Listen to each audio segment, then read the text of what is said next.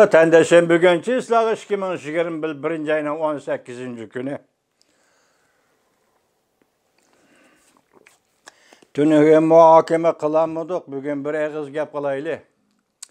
Tünügün sözlüge leksiyada iki meseleye dikkat kıldığınlar hürmetlik vatandaşlar. Birincisi, Amerikalık bir snapper, Saudigar, Beijing'de durup Xi Jinping'e xat yazıptı. Xi Jinping Amerikalık Saudigar'a xat yazıptı. Cevaben xat yazıptı.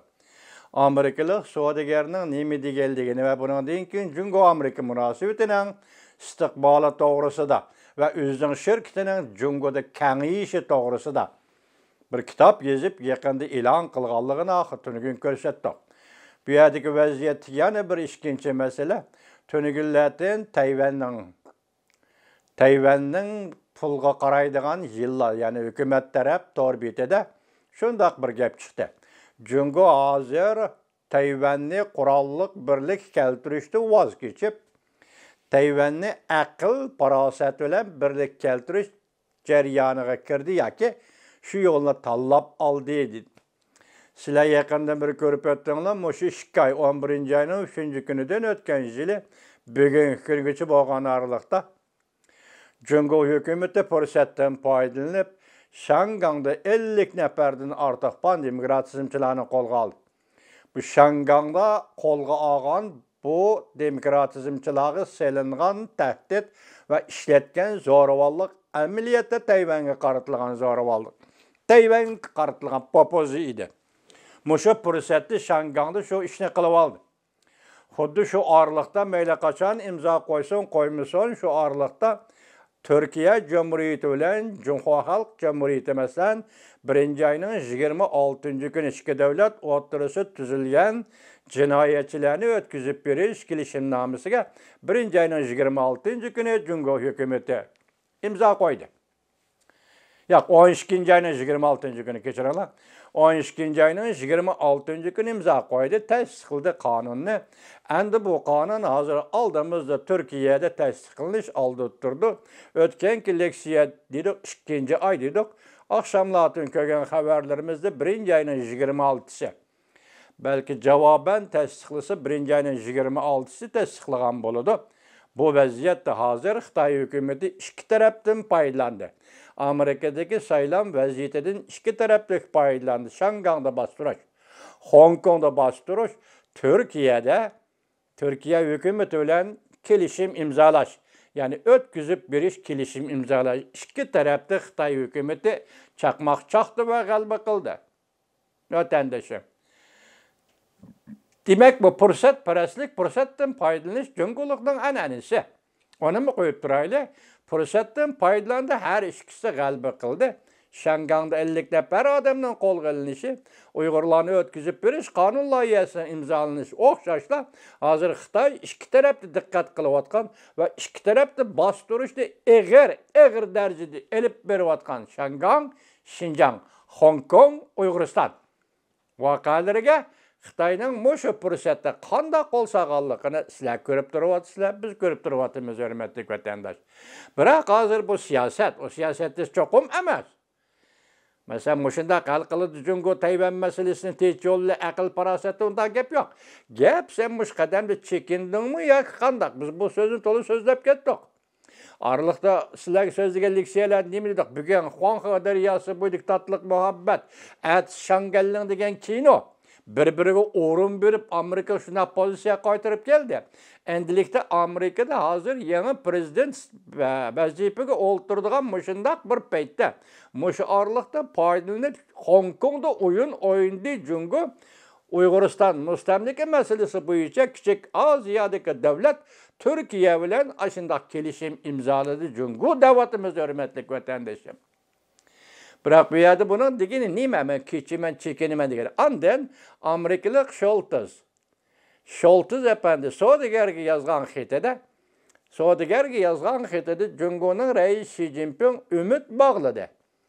Yangi hukumatga xizmat ishlasang, yangi hukumat Amerika Jungo munosabatini asli keltirsak Bununla bu şu yolda sen bir savdogar, Cunguda savdo qilayotgan savdogar sifatida rol o'ynasan, birli o savdogar qartlagan emas. Balki Cungu bozoriga kirishni xohlaydigan, hozirmi Cungu bozoridan chekinib chiqmagan Amerika savdogarlariga rais Xi Jinping shu so'zni qilyapti. Endi hozir Amerika Cungu munosabati 4 yildan beriga qattiqlashish, yiriklashish, tunigillik siyasi so'zligimizdek yomonlashish eng oxirigacha, ya'ni nol chekka tushib qolgan mushu paytda Cungu hukumati yana Zaytun shahrini planlatdi, tinchlikni, normal munosabatni, inoqlikni, savdo qilib, tang foyda olishni, mushundaq Wang Yi'nin, Tashqi ishlar ministri Wang Yi'nin shuarlari. Lekin bu yerda siz diqqat qiladigan bir nuqta vatandosh, hozir Shanganliq ziyon tortdi. Zaim zahmatga uchirdi. Uyg'urlar bu 4 yildan bir azobning ichida, zaim zahmatning ichida. Biroq mushu fursatda endi Turkiya bilan Cumhur Xalq Cumhuriyati o'rtasida imzalangan ötküzüp beriş, atalmış cinayetçilerini ötküzüp beriş kelişimi bu Uygurların beşiğe düşken en ağır azap ve en ağır kısmet bulup kaldı. Bu ağır kısmet bulup kaldı. Türkiye'de yaşayotgan Uygur vatandaşlarımızın turmuşuğa bulanın, hayatıga bulanın tarikçiligiga ta'sir ko'rsatadigan. Belki eğer ötküzüp birdiğen bolsa, vaqtida ularning jeniga, hayotiga zamin bo'ladigan bir kelishim bulup kaldı. Mesela sizler sual qo'yib bakinglar.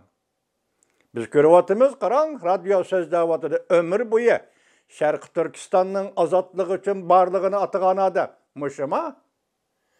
Eng oxirgi natija mushuma? Sharqi Turkiston uchun butun ömrni atagan odam?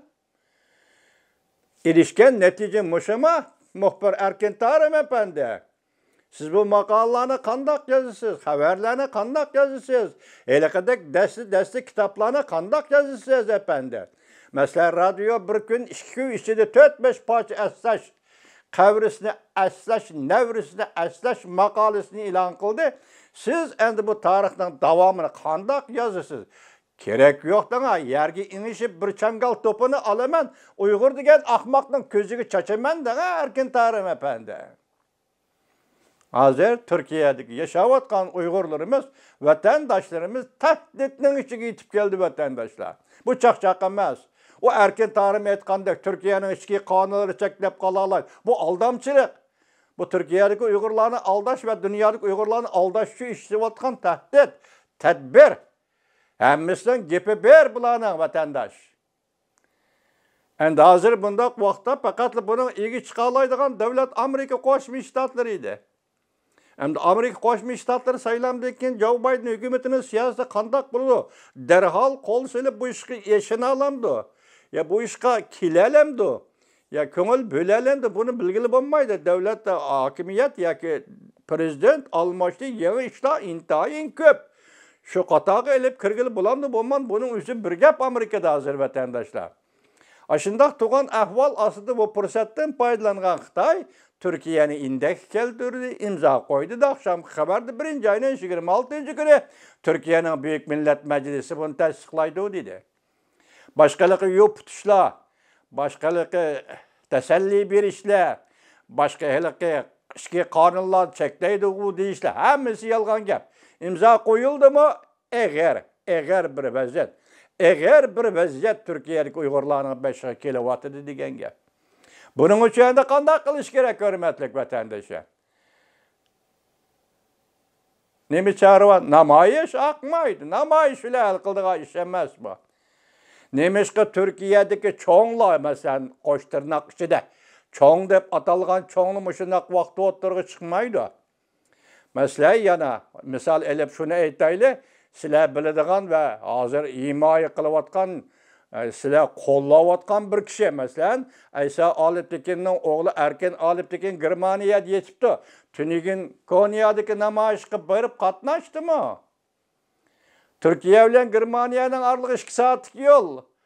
To'la azoblanishmi ketmaydi, ajr tortishmi ketmaydi, 2 soatlik yo'l. Konya'ya bir namayış katnaştı mı? Bu namayış naşı balıçak siz, ata-anasının mihriden ayrılgan, balıçakısından ata-anasından balıçakısından ayrılgan 4-5 Uygurlu taşlap akmaydı bu iş. Erkin alettiken efendi, endi siz ornunuzda kopang demiş, işkimizden yaşı çoğun. Endi sen gep kıldığa vaqt geldi, sen de sen bul işkimiz yaştan. Demetlik adamlar biz.